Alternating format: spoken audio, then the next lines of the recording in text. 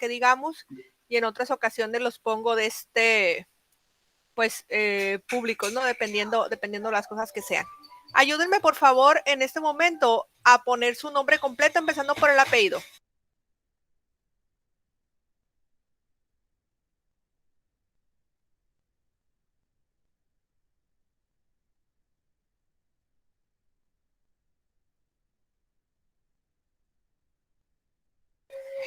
Cuando vieron los videos de los otros grupos, la materia de fisiopatología del adulto mayor cambió. Ahorita no tenemos las lecturas en la semana donde vamos. Las lecturas se encuentran en donde dice bibliografía. Entonces, ahorita vamos a ver lo que viene siendo la semana 2. Tenemos 3 sesiones aquí agendadas. Vamos a ver la primera, la segunda y la tercera. Las descargué las 3 para tenerlas listas para poderlas ver con ustedes. Y lo que sí les voy a pedir es que ustedes descárguenlas para que tengan la oportunidad ustedes de descargué las de la semana 2, perdón. La unidad 2, perdón. Unidad 1, semana 2. Aquí está. Entonces, les pido que las descarguen para que las vayan teniendo, para que al final, pues, cuando tengan la oportunidad de hacer su cuestionario o algo, pues tengan ustedes toda la información. Por ahí ya vi que entró su compañera, entonces, para que les comentes, Cassandra, por favor, a tu jefa de grupo, la información que pidió el maestro. Pide el nombre completo, pide el número de usuario, pide la contraseña anterior que ustedes tenían o la última contraseña y les pide correo. Si mal lo recuerdo, son las 3 cosas que les pide y cuál es el problema por el cual no pueden entrar. Si tienen toda esa información completa, va a ser más fácil que les resuelva el problema. Pero si dicen, profe, si yo no puedo entrar, pero no dicen ni quién es, ni el correo, ni el grupo, o si es en una sola materia, o es en todas las materias, en toda la plataforma, entonces él es más fácil para que pueda atender sus necesidades. ¿Okay? Aparte lo quiere todo en un solo mensaje, no de mandar de uno en uno.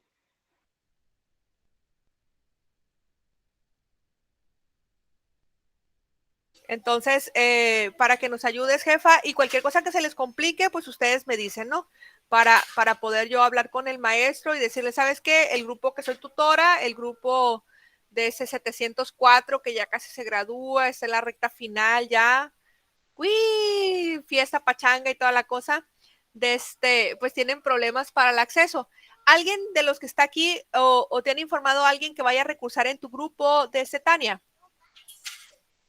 No, maestra. Ok.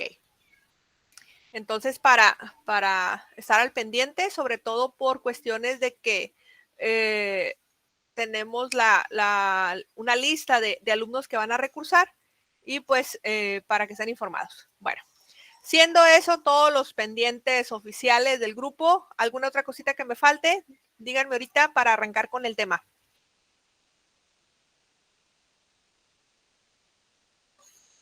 Entonces, las personas que tienen dificultad para entrar a la plataforma, por favor, en este momento, en donde dice chatear con todos, pónganme su nombre completo y pónganme, yo no he entrado a Moodle y pónganme por qué. ¿Sale? Ahí está. Entonces, les estoy compartiendo la pantalla con respecto a lo que viene siendo la semana 2. Tenemos 1, 2, 3, 4, 5 temas que son muy cortitos. Es lo referente a la promoción y la protección a la salud y las enfermedades del adulto mayor. Los conceptos de lo que es gerontología, la gerontología social y la geriatría, que son cuestiones muy importantes que nosotros debemos de manejar. Con respecto a la promoción y a la protección a la salud, el objetivo principal de nosotros como personales de enfermería es promover y trabajar mucho en la promoción primaria, en difundir nosotros las diferentes situaciones que tiene el adulto mayor para permitirle que ellos identifiquen situaciones que pudieran para él pensar que son normales o que es parte del envejecimiento, pero nosotros nos damos cuenta que no es así. Repito, el que un adulto mayor tenga hipertensión no es sinónimo de envejecimiento. Yo puedo tener 40 y tengo hipertensión. Entonces, diabetes e hipertensión no son enfermedades del adulto. Son enfermedades que pueden representarse en cualquier grupo etario y nosotros debemos identificarlas para que el paciente las detecte y en esa promoción primaria, pues nosotros poder canalizarlas de un primer nivel de promoción a un segundo nivel para que se atiendan. Vamos a abordar la promoción a la salud desde un escenario macrosocial, ahorita que les decía la promoción primaria, para nosotros poder enfocarnos a los pacientes, de los de 60 a 70, de los de 70 a 80 o de 65 a 70, hablando de esa vejez en ese adulto mayor ya senil que pudiéramos tener, sobre todo porque hablando de políticas públicas, la equidad en lo que tiene que ver con el adulto mayor, pues no es algo que sea muy fácil que nosotros tengamos en este país. Si bien las políticas públicas a través de lo que viene siendo ahorita el INSABI, que se les da una pensión para el adulto mayor, pues a veces los cuidadores abusan de esa pensión del adulto mayor y lo obligan a que reciba ese beneficio económico, pero no sale de recibirlo cuando ya se lo quitan. Entonces vemos adultos mayores maltratados y esa situación de vulnerabilidad van a hacer que nosotros tengamos que actuar con esos pacientes. Desde el escenario microambiente, vamos a tener nosotros que el adulto mayor vive en un lugar que puede ser una casa de cuidado o puede ser en una casa particular, en un barrio, en una colonia, en un municipio. Y pues en algunas ocasiones pueden tener o no contacto con otros adultos mayores. Eso nos va a llevar a nosotros a tener un escenario interpersonal en el cual el adulto mayor, la promoción a la salud puede influir en que tenga una vida social adecuada o saludable y otros pues definitivamente no sea fácil. Por ejemplo, si yo vivo en el rancho, quizá tengo la oportunidad de salir al patio, convivir de a gritos con otra persona que tengo al otro lado del cerco, pero si vivo aquí en la ciudad, en el Infonavit o en el Fobiste, donde las habitaciones son de 3 metros por 3 metros, donde vivo en el tercer piso, y todos los demás departamentos son rentados por estudiantes y ahorita con la pandemia no hay nadie, pues imagínense nada más ese adulto mayor si en el tercer piso, ¿con quién va a poder compartir algo hablando de que pudiera salir? Va a ser tremendamente difícil. Hay situaciones de los adultos que, hablando de la movilidad, se les restringe el poder salir de la habitación. A veces en una sola casa de 2 pisos, pues solamente ellos habitan en la planta baja o en la planta alta, porque no pueden ir de un lugar a otro. Entonces, ese escenario individual va a influir en la motivación de los estilos de vida saludables. Cuando ustedes hacen las prácticas de comunidad, pues en ocasiones se sorprenden cuando ven a un adulto mayor en situación de cama, donde los cuidadores pues le pagan a alguien para que estén con él, porque no quieren estar con ese paciente. Y pues de igual manera se van a topar a veces con algunas casas habitación donde los familiares adecúan, simplemente colocan un elevador individual para ese adulto mayor para que transite de la planta alta a la planta baja y no se quede aislado. Le favorecen al adulto mayor la interacción social, lo que decíamos la semana pasada hablando del envejecimiento exitoso, donde el adulto mayor desayuna, come y cena en la misma mesa con las demás personas que cohabitan en esa casa.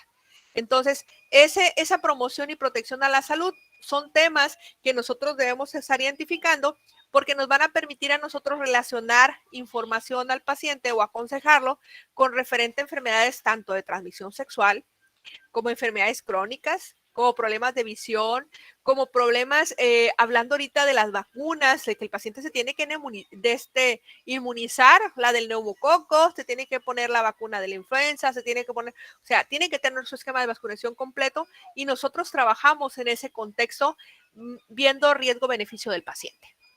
Entonces, ¿qué es prevención primaria, secundaria y terciaria?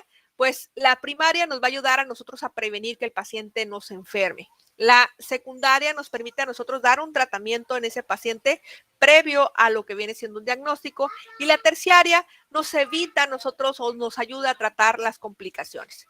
Entonces, ¿cuáles son las enfermedades del anciano dependiendo el aparato y sistema que hable?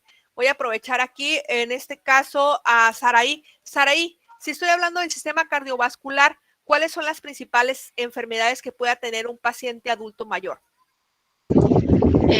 Pues podría ser hipertensión, maestra, que como dijo usted, no necesariamente tiene que ser un adulto mayor. Pero concentremos en un adulto de 95 años. ¿Qué alteraciones puedan presentarse hablando del sistema cardiovascular? Pues podría presentar insuficiencia cardíaca.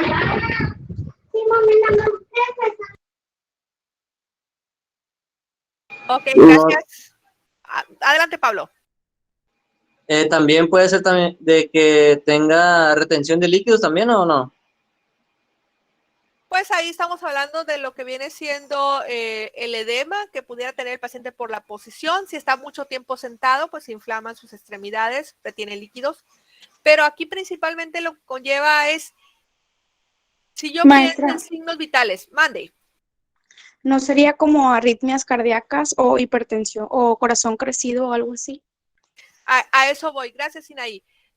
Si yo pienso en un adulto mayor de 90 años, su frecuencia cardíaca va a ser muy diferente a un recién nacido. El corazón del adulto mayor, como dice su compañera Sinaí, va a tender a tener una cardiomegalia fisiológica. El ritmo de su corazón va a ser más lento, es lo que yo esperaría. Sin embargo, en ocasiones puedo tener algunas arritmias donde el paciente se acelera su corazón y de repente está muy despacito y otra vez se acelera y otra vez muy despacito. Entonces, ese tipo de situaciones en los pacientes que se favorece la formación de accidentes cerebrovasculares o esos temblorcitos que pueda tener el paciente o el antecedente de en su vida de haber presentado ya un infarto, pues nos va a llevar a nosotros a identificar ese paciente como riesgoso. Sin embargo, no nomás el único que se enferma es el corazón, también tenemos problemas de pulmón. Si tenemos un adulto mayor que cuando era chamaco, estudiante de enfermería, fumaba ración de una cajetilla diaria, entró a la pandemia y resulta que fuma 2 cajetillas diarias, pues llegó a sus 90 años, imagínense cómo va a estar el pulmón, un pulmón realmente saturado de ese humo de combustión del cigarro y vamos a tener un paciente con problemas de enfisema o de enfermedades obstructivas crónicas. Si el paciente era asmático, si el paciente le dio COVID y lo entubaron y salió adelante, entonces todo el paciente pudiera tener algunas enfermedades, en este caso respiratorias, a consecuencia de lo que tuvo en su vida de juventud. A nivel gastrointestinal, aquí sí, ojo, hay enfermedades que pudieran relacionarse mucho, por ejemplo, el cáncer colonorrectal, que es la principal causa de muerte en el paciente, el cáncer de páncreas. Sin embargo, pensando en enfermedades propias de la edad, imagínense a un adulto mayor de 90 años, ¿cómo van a estar sus dientes? Muchos de ellos van a tener adoncia. La percepción de los sabores del adulto mayor. El paciente no reconoce sabores. Ahorita a los que les dio COVID, todo el mundo andaba como adulto mayor, sin percibir sabores ni percibir olores. Y todo el mundo aprendió lo que era la adonia y todo el mundo aprendió lo que era la hiposmia, ¿sí? En el paciente que no saboriza ni el paciente que no huele. Pero antes de eso nadie sabía qué significaba el poder comer y que no te sepa la comida ni que huelas la comida. Entonces nos pusimos un poquito en esos zapatos del adulto mayor. Sin embargo, pues repito, hay que saber que la primera causa de muerte gastrointestinal en el adulto mayor es el cáncer de páncreas. Hay otras enfermedades a nivel geniturinario. Por supuesto que si yo digo, su compañero, en este caso Luis Antonio Parra, que ahorita me pidió el acceso, me dice, profe, si yo tengo problemas de hiperplasia benigna. Le voy a decir, hey, espérame, tú tienes menos de 25 años, no puedes tener esa enfermedad es de los adultos mayores. Y aquí sí tengo que decir que su nombre, si le digo, ¿sabes qué? Cassandra tiene hipertrofia prostática, pues aguas, porque eso significa que sus genitales no corresponden a una mujer. Y son preguntas de examen de falso y verdadero de las participaciones y se van con la pinta. Ojo, los hombres tienen próstata, las mujeres tenemos en este caso, hablando de lo que sería útero, por supuesto, hombres y mujeres tenemos uretra, pero los hombres tienen una porción de la uretra que se llama uretra prostática. Hablando de esas mismas enfermedades, en el caso de la mujer y el hombre también se va a presentar incontinencia urinaria. En las mujeres a lo mejor es un chorrito o a lo mejor se sale toda la pipí, pero en el caso del varón gotea. Ese gotear hace que en ocasiones los adultos mayores huelan a orines y los pacientes pediátricos, sobre todo que tienen contacto con adultos mayores, dicen, ay, hueles a abuelo, hueles a viejito, ¿sí? Porque los aromas característicos, en este caso del un no control de los esfínteres. Hay otras enfermedades que a veces esas sí nos pasan a nosotros, sobre todo sus maestros, cuando andamos en inicio de semestre, conociendo el horario, que son afectaciones que tienen que ver con la relación en tiempo y espacio. Se nos empiezan a olvidar ciertas cosas. Entonces, de igual manera, hay un síndrome que se llama síndrome de Meniere. ¿Alguien sabe lo que es el síndrome de Meniere o a qué le suena?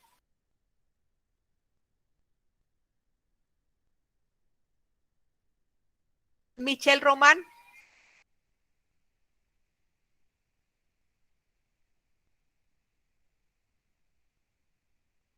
Adelante, Elvia.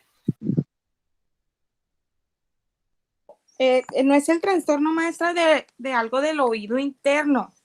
Es que algo así me suena porque yo estuve cuidando a un paciente y algo así era lo que tenía, algo así era del trastorno ese, que es algo del oído interno. Es correcto. No recuerdo bien. Es correcto. Uno de los cambios que tiene el adulto mayor es la concentración de líquido circulando en el cuerpo. En el oído medio, el oído interno, nosotros tenemos una estructura que se llama caracol y tenemos la cóclea y adentro de esas estructuras tenemos agua. Cuando eso se empieza a cristalizar o se empieza a hacer así como gelatina, ya no viscosa, sino más sólido, aquí está, miren, aquí está el oído de este paciente y vamos a tener nosotros problemas de vértigo en el paciente, se marea. Entonces el adulto mayor está acostado y se sienta de una, ay carajo, dice, tengo un problema de vértigo posicional. Después de un tiempecito el paciente ya se siente bien. Pero la enfermedad de Meniere hace que el paciente empiece a sentir como que las cosas le dan vueltecitas y se marea y tiene náuseas, dolorcito de cabeza y son todos los síntomas acompañados de problemas, en este caso del oído. Maestra, y también se puede extender al otro oído, ¿verdad? Sí, porque los líquidos son de ambos, pues entonces a veces al paciente se le afecta primero uno y luego el otro, pero al fin de cuentas eso se va agudizando y se mantiene hasta que el paciente fallece. No hay un tratamiento quirúrgico. No hay cura. Exactamente, no hay tratamiento quirúrgico ni tampoco hay tratamiento farmacológico. Aquí solamente sería terapia para rehabilitar un poquito el oído, pero el paciente no tiene una curación. Pues, ¿qué les puedo decir hablando del problema musculoesquelético? Si el paciente cuando es adolescente, como ustedes, no se mueve, pues imagínense si les truena la rodilla para subir de una planta baja al primer piso, pues imagínense ese adulto mayor cómo va a estar. Entonces, mucho tiene que ver con la artritis, que es rigidez intraarticular y procesos de inflamación a consecuencia de la vida que ha tenido el paciente durante su juventud. Y pues veamos en este caso una imagen donde el paciente pues tiene una artropatía y mal flujo y aquí vemos un paciente con una amputación. Entonces, aquí sí ese paciente está así. ¿Qué tipo de promoción le haríamos nosotros? Una promoción primaria, secundaria o terciaria, sobre todo cuando ya presente ese tipo de amputaciones por problemas circulatorios que pueden estar o no relacionados con diabetes. Cuidados de terciarios, maestra, porque pues ya entró un proceso quirúrgico. Así es, una promoción terciaria porque incluye rehabilitación de este paciente que ya se sometió a un proceso quirúrgico. Y pues lo que les decía, hablando del olfato, hablando de la vista, el gusto, el oído que ya mencionábamos ahorita y problemas de presión, hablando de tacto, temperatura y dolor, que van muy relacionados en nuestros pacientes, sobre todo en cuestiones de ocupación. Si cuando era joven se dedicaba a lo mejor a soldar, pues imagínense el daño a nivel de la vista, o era una señora que tejía, que bordaba, o una maestra que encontraba muchos exámenes repetidos, muchos trabajos repetidos, así con letra chiquita, haría el número 5, por supuesto que la vista va a estar cansada. Y si tenemos un paciente, pues imagínense a nivel de lo que es el olfato, este paciente que tiene siempre rinitis, pues lo va a perder con mucha facilidad, sobre todo la comunicación de lo que viene siendo la nariz con el órgano del gusto, pues es algo que nosotros tenemos que detectar con el paciente. Aquí vemos una imagen de un paciente que tiene un problema de herpes zóster, pero también tenemos nosotros que estar identificando casos de que el paciente le empieza a salir una verruguita y esa verruguita es como una úlcera y se empieza a hacer más honda, más profunda y hay que buscar en esos pacientes porque pudiera ser un problema de cáncer y aquí vemos los diferentes tipos de cáncer que nosotros pudiéramos encontrar. Otras enfermedades es el hipotiroidismo. No es que el paciente sea flojo, que no tenga energía. Las hormonas tiroideas también pueden alterarse y por supuesto la diabetes. Entonces, eso de manera muy general son enfermedades que nosotros tenemos que tener mucha precaución y otras más. Por ejemplo, imagínense esa paciente con lesiones en sus manos que no pueda hacer la mano en forma de puño o de pinza para agarrar la cuchara y alimentarse, pues es tremendo para el paciente. O ustedes imagínense que tienen alguna lesión en alguna uña y, por ejemplo, para subirse la ropa interior, lo difícil que es, o agujerarse o anudarse las agujetas. Entonces, son situaciones que va a presentar el paciente y nosotros tenemos que estar al pendiente de ellos. Cambiando de lo patológico, vamos a hablar de diferentes términos, como viene siendo geriatría, gerontología social, psicología, gerofarmacia, gerontología financiera, enfermería gerontológica, rehabilitación. Era lo antes que nosotros mencionábamos solamente el concepto de geriatría. Ahorita cuando hablamos de gerontología es todo lo relacionado a la vejez, todos los aspectos relacionados al envejecimiento incluso de algunas poblaciones que nosotros pudiéramos tener.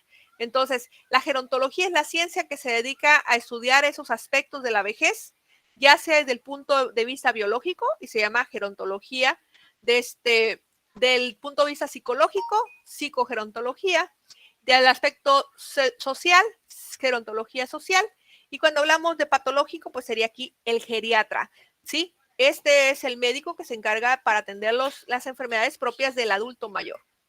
Entonces, geriatría, rama de la medicina que se encarga de estudiar las enfermedades que aquejan a las personas mayores.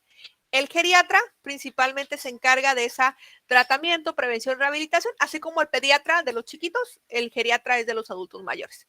La geriatría se emplea a menudo como genérico de vejez, pero no, solamente es el médico especialista en esos pacientes.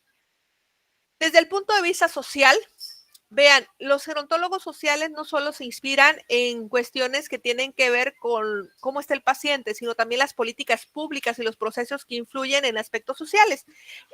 No sé si se dieron cuenta ustedes, hace poco empezamos a ver en la ciudad que se respetan las rampas para que el paciente con discapacidad motriz pueda subir, por ejemplo, las sillas de ruedas y todo eso.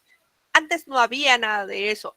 Por lo menos ahora vemos en algunos lugares que hay un lugar de estacionamiento para ese tipo de personas que se respeta. Si usted ve la imagen, es una silla de ruedas, en fondo azul rey, ¿sí? Y el logo es, o la imagen es de color blanco, con fondo azul, ¿sí? Que vemos al paciente que necesita. Sin embargo, cuando nosotros vemos un adulto mayor, normalmente asociamos la plazuela con adultos mayores bailando. Cuando se ponen jóvenes a hacer eso, no es tan respetado, pero cuando es un adulto mayor, rara vez vemos otra persona que no sea mayor de 60 años que lo está haciendo.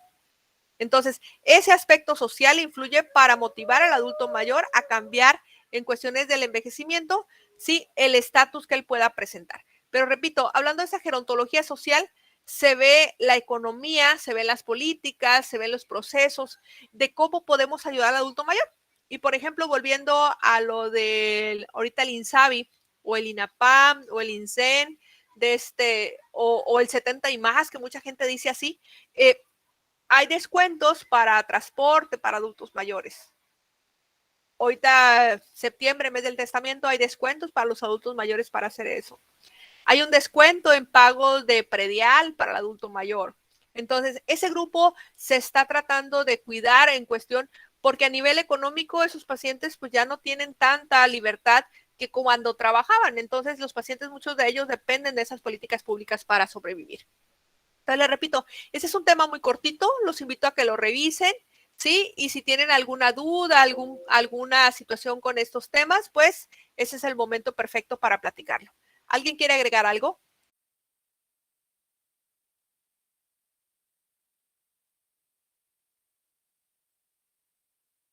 No se peleen. Es que todo quedó muy claro, maestra, creo que por eso no. Creo que lo único que podemos agregar es como que situaciones que hemos